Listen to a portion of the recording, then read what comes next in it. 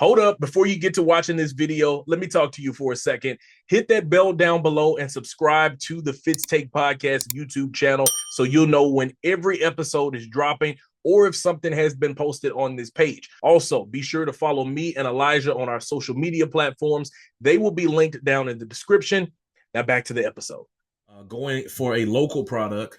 After the Saints game went off, I was looking at the TV and I actually put the video up of his touchdown catch against the Cleveland Browns.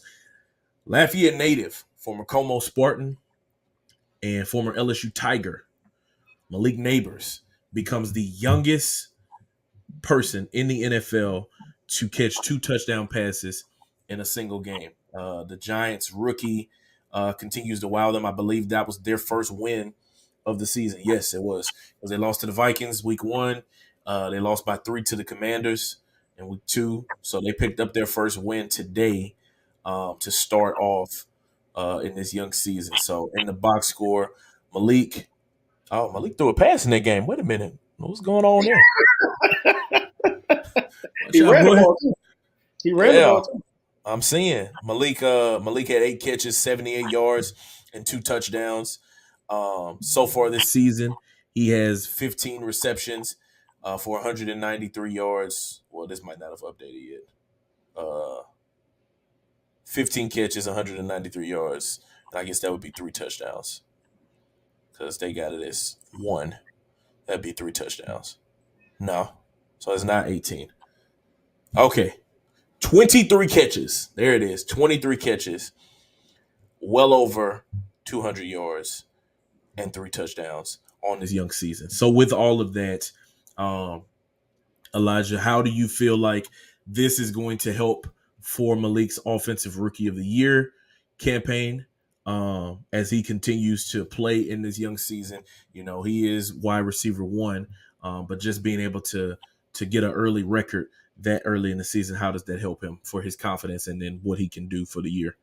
I mean, I think Malik, knowing him off the field, he's extremely confident in his abilities. But I think that right now, I think he's probably the leader candidate for Offensive Rookie of the Year. I know we usually look at the quarterbacks, but Caleb is not playing well. Jaden's played fairly well, but when you look at the situation that you're throwing into a Malik, first of all, you got Daniel Jones as your quarterback, but you're still putting up numbers in a sense. So with that being said, him scoring 2 touchdowns, I know they get their first win against Cleveland. He's throwing the ball.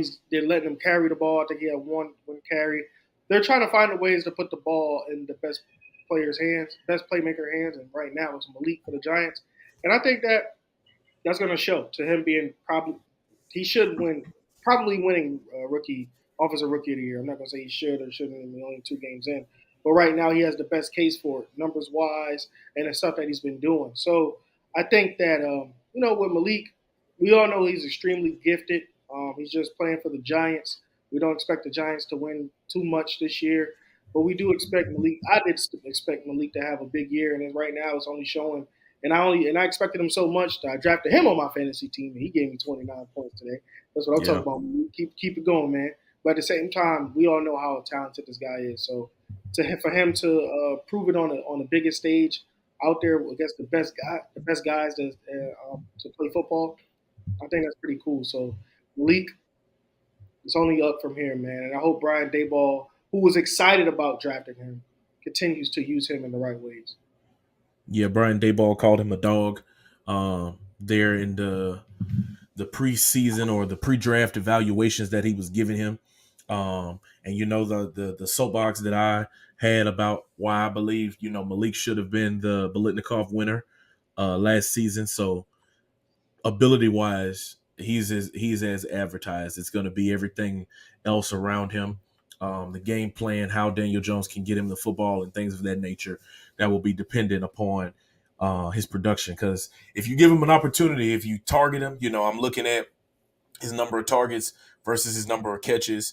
Week 1, 7 total targets, 5 receptions. Week 2, that target number jumps and almost triples, 18 targets, 10 receptions. Today, 12 targets, 8 receptions.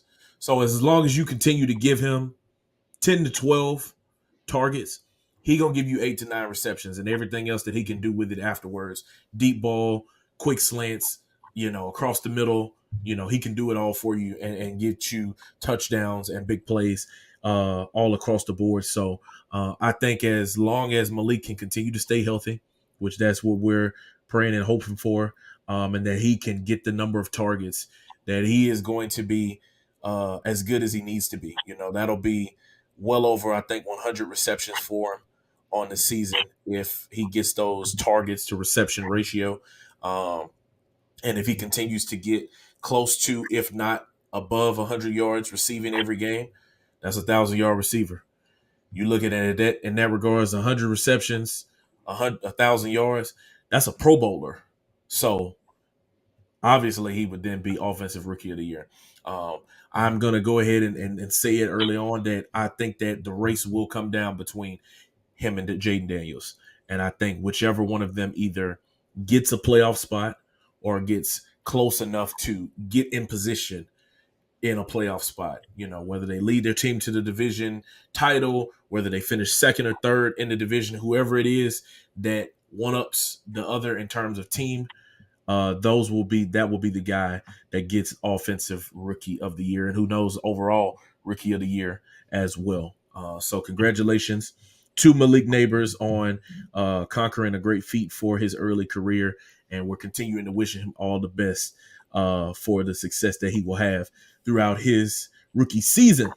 Thank you so much for watching this clip of the Fitz Take podcast. Be sure to like this video and also subscribe to the YouTube channel, and also follow me and Elijah on our social media platforms. They will be linked down in the description. And remember, every episode of the Fitz Take podcast will air right here on the YouTube channel every Monday at 2 p.m. Thank you so much for watching, and we'll see you next time.